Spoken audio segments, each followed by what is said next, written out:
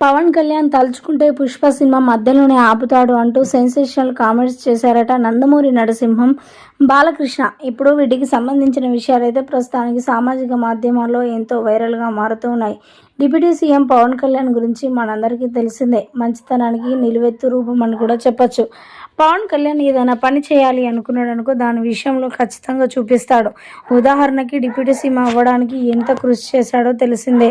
ఇంతకుముందు ముందస్తు ఎన్నికల్లో నిలబడ్డప్పటికీ కూడా విజయాన్ని సాధించలేకపోయాడు. కానీ ఇప్పుడు ఖచ్చితంగా 2024లో నేను ఖచ్చితంగా సాధించాలి, నా పార్టీ తరపు నుంచి నేను నిలబడాలి అని చెప్పి మరి పిఠాపురం నుంచి ఎమ్మెల్యేగా పోటీ చేసి గెలిచారు.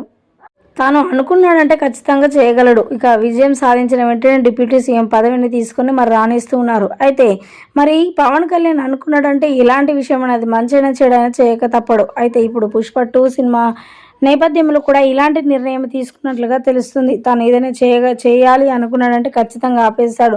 పుష్ప 2 మూవీ కూడా ఆపేయాలని అనుకున్నాడంటే ఖచ్చితంగా ఆప్ చేస్తాడు. మీరు సైలెంట్గా ఉంటే మంచిది. తను నచ్చినట్టుగా తను ఎప్పుడైతే ఆ సినిమా డేట్ ఫిక్స్ చేస్తాడో దానికి సంబంధించి షూటింగ్ ఇలా చేయాలి అలా చేయాలని చెప్తాడో అప్పుడే అలా చేయండి, లేదంటే తలుచుకుంటే మాత్రం మధ్యలోనే ఆప్ చేస్తాడంటూ మన నందమూరి నరసింహం బాలకృష్ణ గారు మాట్లాడుకొచ్చినట్లుగా వార్తలు అయితే వినిపిస్తున్నాయి. ఇక ఆ విషయం విన్న సుకుమార్ అలాగే అల్లు అర్జున్ కూడా షాక్ అవుతున్నారట.